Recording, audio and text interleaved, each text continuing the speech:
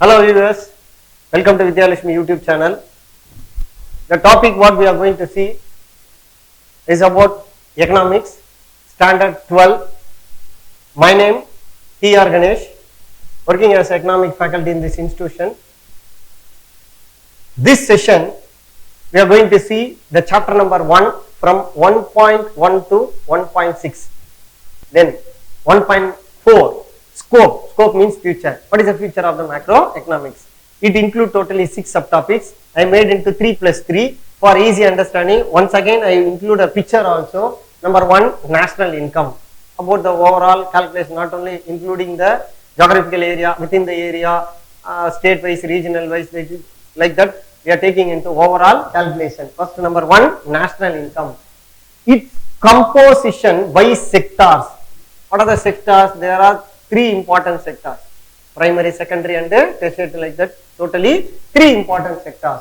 The basic aspects of macroeconomic analysis we should analyze, then provide a long term understanding of the growth process. So growth is important.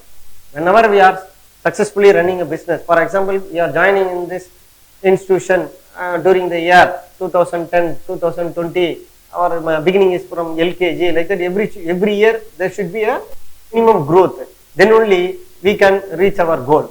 Clear? Like the same procedure we have to include or follow in this macroeconomics also. Number 1 is national income. There are 6 types I said. Number 1, national income. 2, inflation. 3, business cycle. The next 3 on the next slide. So first we should thorough these 3. Number 1, national income. Under this we should write 2 points. That is enough. It's also an important 5 mark. It is completely awaiting for our public examination. So students, focus this particular 1.4 scope of macroeconomics, national income. Next one is inflation. Very simple. The steady increase in the general price level. It means the domestic product keep on increasing.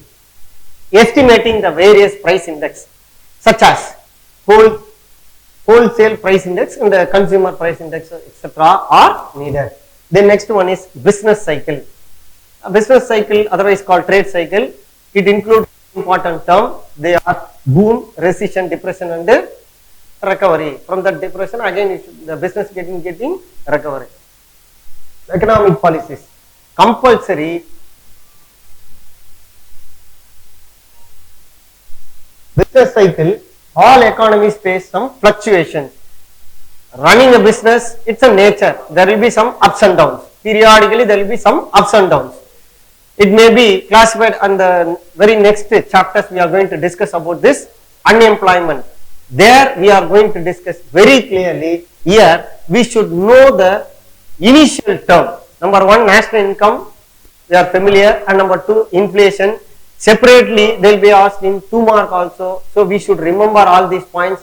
Inflation means the steady increase in the general price level. That one line include all the answer, but anyway we have to answer our answer. We should write one more point.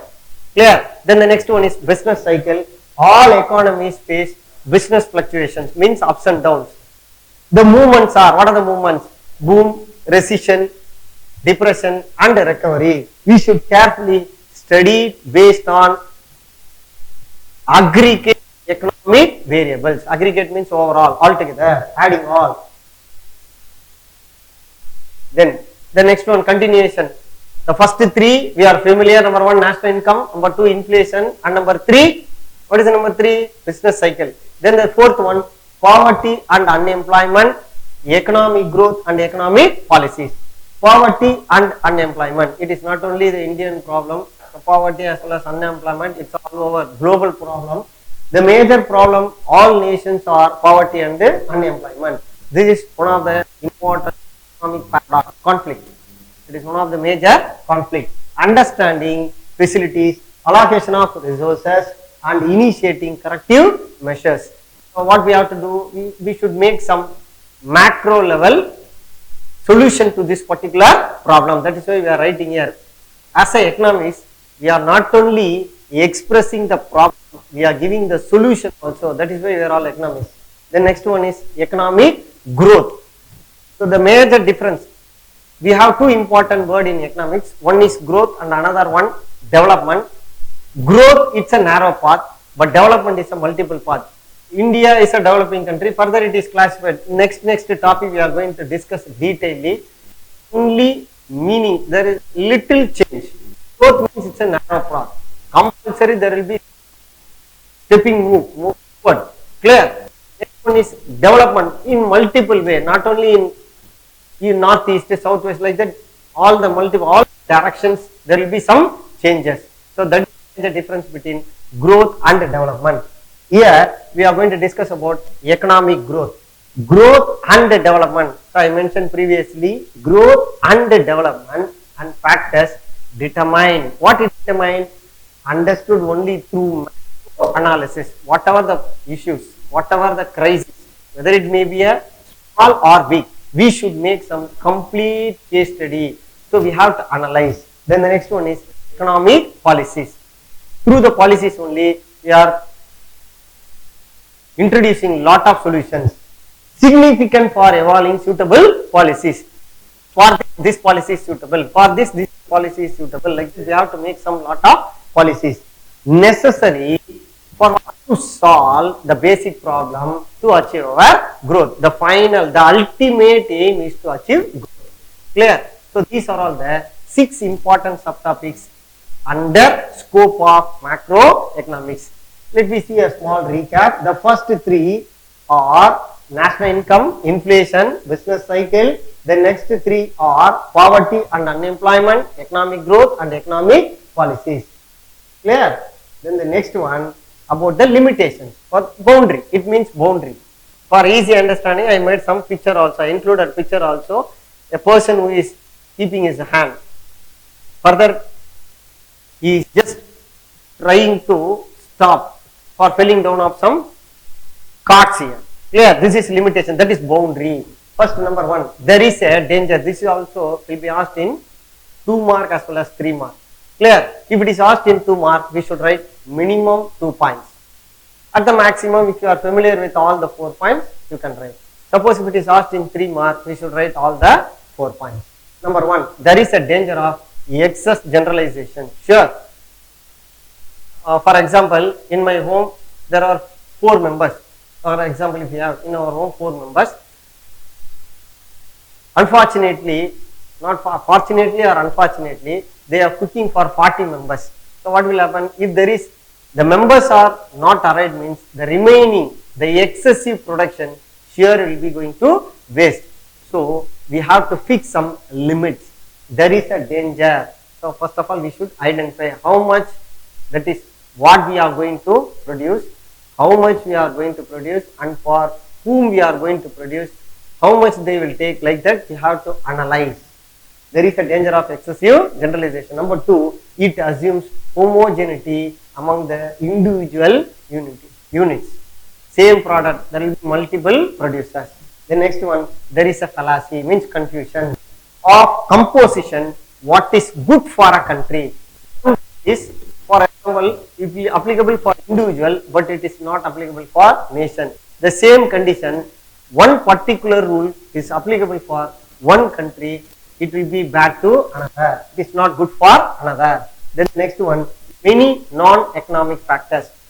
This we are going to see in the next slide.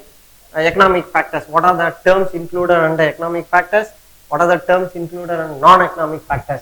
Many non-economic factors do not find place on usual macroeconomic books. So these are all the basic as well as some important points list under limitations. Then next one is economy and its types. Here 2 famous people. Again, previously we discussed about 2 people.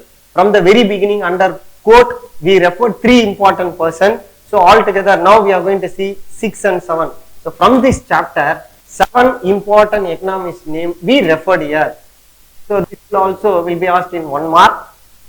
You have to remember this. The first 3 from the quote line you have to choose. Dornbach, Fisher and Stacks. The next 2 is Ragnar Fitch and J.M. Keynes. The person who coined the word macro, Ragnar Fitch, father of modern macroeconomics, J.M. Keynes, and the next 2 persons, A.J. Brown, according to him, economy and its type. A system, it's a system. System, people earn their living. The same statement, little modified by J.R. Hicks, and he stated, an economy is a cooperation. I told you before, it's a cooperation of producer and workers.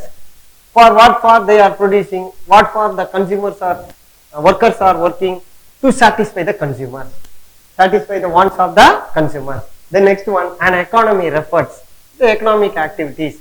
So this we are going to see a little, with some example, little elaborately in the next upcoming slides. An economy refers, it's a system, economic activities are carried out.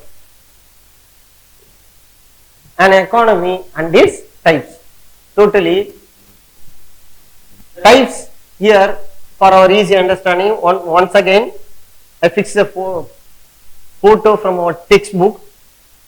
It clears, it's a flow chart, how the economy is functioning based on the activities. The major activities growth. It has two branches, one is production and another one consumption. The next one is exchange activity. From the exchange activity, it has some supporting economic and non-economic activity, and finally the external. Again, once again, it will be as a recycle process joining with the exchange. So this picture we have to represent with our answer. For this diagram, 2 mark is getting allotted in the Department of Government of Examination. So it is also included under the part D, that is 5 mark.